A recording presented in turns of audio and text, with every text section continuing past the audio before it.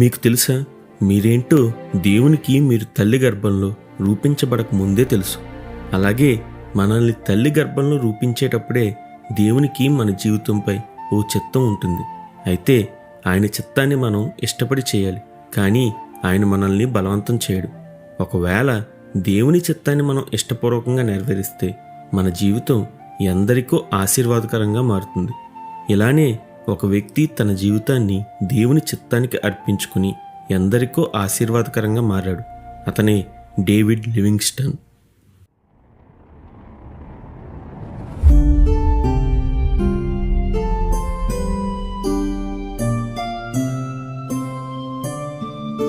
David Livingstone గారు 1813 మార్చి 19న స్కాట్లాండ్లో జన్మించారు.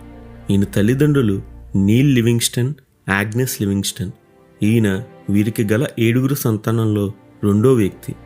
David Livingstone గారి తండ్రి నీల్ లివింగ్స్టన్ గారు చాలా భక్తిపరుడు. ఈయన ఒక సండే స్కూల్ టీచర్. అలాగే ఇంటింటికి వెళ్ళి దేవుని కరపత్రాలు పంచుతూ ఉండేవాడు. ఇతను చిన్ననాటి నుండి డేవిడ్ లివింగ్స్టన్ గారికి ఎందరో మిషనరీ జీవితాల గురించి చెప్పాడు. డేవిడ్ లివింగ్స్టన్ గారు తన తండ్రి చెప్పిన మిషనరీల గురించి విన్న ప్రతిసారి నేను కూడా వారిలాగానే మిషనరీగా మారతా అని చెప్తే అతని తండ్రి ఎంతో సంతోషించేవాడు. చిన్ననాటి నుండి డేవిడ్ లివింగ్స్టన్ గారు చాలా పేదరికంలో పెరిగారు. ఈయన తల్లిదండ్రులు మిల్లులో పనిచేసేవారు. అలాగే డేవిడ్ లివింగ్స్టన్ గారికి 10 సంవత్సరాల వయసు రాగానే ఆయన కూడా కుటుంబానికి సహాయం చేయడానికి నూలు మిల్లులో పనికి చేరాడు. అక్కడ 12 గంటలు పనిచేసేవాడు. ఇలా 12 గంటల సేపు మిల్లులో పనిచేస్తూనే ఈయన తన విద్యాభ్యాసం కూడా చేసేవారు. డేవిడ్ లివింగ్స్టన్ గారికి సైన్స్ అంటే చాలా ఇష్టం. చుట్టూ ఉన్న విషయాలను చాలా నిశితంగా పరిశీలించేవాడు. అలాగే చాలా త్వరగా ఏ విషయాన్నైనా నేర్చుకునేవారు. అయితే డేవిడ్ లివింగ్స్టన్ గారి తండ్రికి సైన్స్ అంటే నచ్చదు. చాలామంది నాస్తికులు దేవుడు లేడని, ప్రతిదీ సైన్స్ మూలానే జరుగుతుందని చెప్పడం వలన ఆయనకు సైన్స్పై ఈ అభిప్రాయం వచ్చింది. అయితే డేవిడ్ లివింగ్స్టన్ గారు మాత్రం దేవుడు చేసే ప్రతి పనికి ఒక విధానం ఉంటుందని, అదే సైన్స్ అని నమ్మేవాడు. అలాగే ఆయన డాక్టర్ కావాలని కోరుకున్నాడు.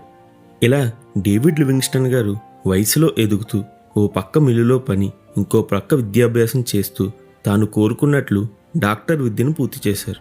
ఆ తర్వాత చైనాకు మిషనరీగా వెళ్ళాలని అనుకున్నారు. కానీ తాను మెడికల్ క్యాంపులకు వెళ్లే సమయంలో రాబర్ట్ మఫట్ అనే ఆఫ్రికన్ మిషనరీతో ఇతనికి పరిచయం అయ్యింది.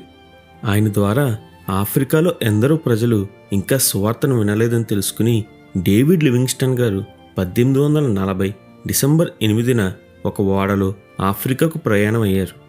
ఓడ ఆఫ్రికా చేరేలోపే డేవిడ్ లివింగ్స్టన్ గారు ఓడ కెప్టెన్తో మంచి స్నేహం పెంచుకుని అతని ద్వారా నావిగేషన్ ఎలా చేయాలో నేర్చుకున్నాడు. ఇది ఆ తర్వాత ఆఫ్రికా మ్యాప్ తయారు చేయడానికి ఉపయోగపడింది.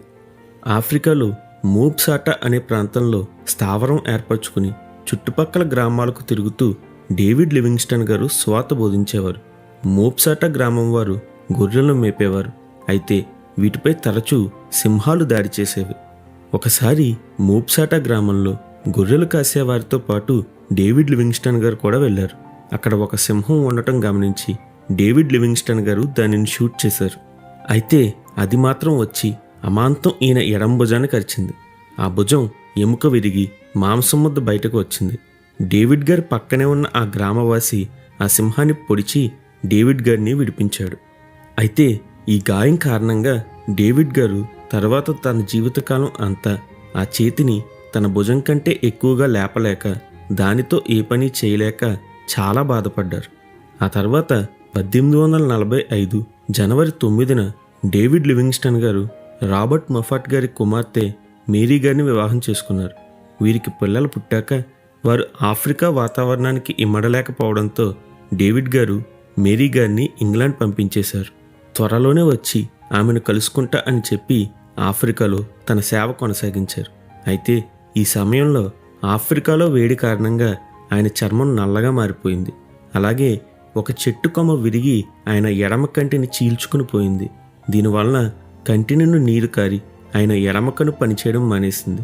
అలాగే ఒకసారి బురదలో కాలు చిక్కుకొని ఏదో గుచ్చుకొని జీవితాంతం కాలు తిమ్మిరి పట్టి స్పర్శ జ్ఞానం కోల్పోయింది.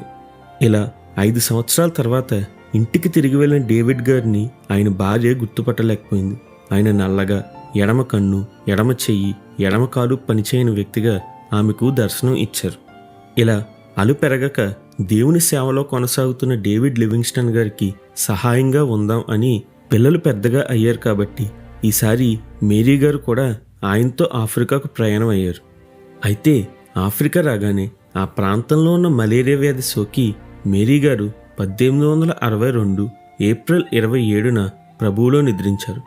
తాను ఎంతగానో ప్రేమించే భార్యను పోగొట్టుకున్న డేవిడ్ లివింగ్స్టన్ గారు ఆమె కొరకు గుండెలు పగిలేలా రోధించారు. ఆ తర్వాత, నా దేవా, నాకున్నదంతా నీదే, నా జీవితం మొత్తం నీకే అర్పితం, నీవు ఎక్కడికి వెళ్ళమన్నా వెళ్తా, నీవు ఇచ్చిన రక్షణకు నేను ఏమీ ఇవ్వలేను, ఇదిగో నా జీవితం అని ప్రార్థించారు. ఇలా ఆఫ్రికాలో 1000 గ్రామాలకు సువార్త చేయాలి అన్నది డేవిడ్ లివింగ్స్టన్ గారి కోరిక. తన చుట్టూ పరిస్థితులు ఎంత కఠినంగా ఉన్నా ఈయన వెనుక తిరగలేదు. కేవలం సువార్త చేయడం మాత్రమే గాక ఆఫ్రికా చిత్రపటాన్ని గీసి మరుగున పడిన ఆఫ్రికా ఖండాన్ని వెలుగులోనికి తీసుకువచ్చారు. తన తర్వాత ఎందరో మిషనరీలు తిరిగి రావడానికి వారికి మ్యాప్ను సిద్ధం చేశారు. ఇలా సువార్త చేసుకుంటూ తన జీవితానికి చివరి దశలో తన పూర్తి శక్తిని కోల్పోయిన డేవిడ్ లివింగ్స్టన్ గారు ఓ కర్రకు వేలాడబడి 2 వ్యక్తులచే మోయబడుతూ ఒక ప్రాంతం నుంచి ఇంకో ప్రాంతానికి వెళ్ళేవారు. చివరి దశలో 6 సంవత్సరాలు ఈయన లోకానికి కనుమరుగైపోయారు. అయితే ఒకానొక సమయంలో డేవిడ్ లివింగ్స్టన్ గారికి కావలసిన ఒక మెడిసిన్ దొరకక ఆయన దానికోసం దేవుని సన్నిధిలో ప్రార్థించగా ఒక తెల్లని వ్యక్తి ఈయన కలిసేందుకు వచ్చాడు. 6 సంవత్సరాలు ప్రపంచానికి కనుమరుగైపోయిన డేవిడ్ గారిని కనుగొనేందుకు ఈయన వచ్చాడు. వస్తూ తనతో పాటు డేవిడ్ గారికి కావలసిన మందును తెచ్చాడు. కానీ ఇతను గొప్ప నాస్తికుడు. తన గురించి తాను, నా పేరు హెన్రీ స్టాన్లీ, నేను ఒక రిపోర్టర్ను, మీరు దేవుని సువార్త చేస్తారని విన్నా, కానీ నేను మాత్రం ప్రపంచంలోనే అతిపెద్ద నాస్తికుడును అని పరిచయం చేసుకున్నాడు.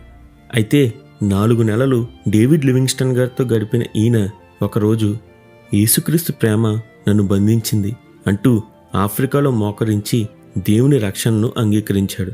ఇలా దేవుని సేవలో అలుపెరగక పోరాడిన డేవిడ్ లివింగ్స్టన్ గారు 1873 మే 1న జాంబియా అనే ప్రాంతంలో ఉండగా తన గుడిసెలో కదల్లేని స్థితిలో కొందరి సహాయం అడిగి మోకరించారు.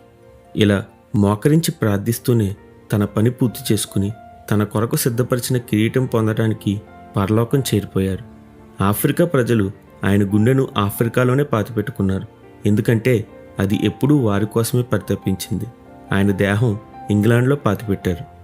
ఇలా డేవిడ్ లివింగ్స్టన్ గారు దేవుని చిత్తానికి లోబడి తన జీవితాన్ని దేవునికి అర్పించి చీకటి కన్నం అని పిలువబడే ఆఫ్రికాను దేవుని వెలుగుతో నింపారు.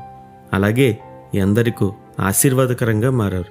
మనల్ని కూడా దేవుడు మీరు లోకానికి వెలుగై ఉన్నారు అని చెప్పాడు. అందుకే మనం కూడా ఆయన వెలుగును ప్రకాశింప చేయాలి, ఇతరులకు ఆశీర్వాదకరంగా ఉండాలి, యేసుక్రీస్తు ప్రభు నామానికి మహిమ తేవాలి. ఇందుకు దేవుడు మనకు సహాయం చేయనుగాక. ఆమెన్. హల్లెలూయా.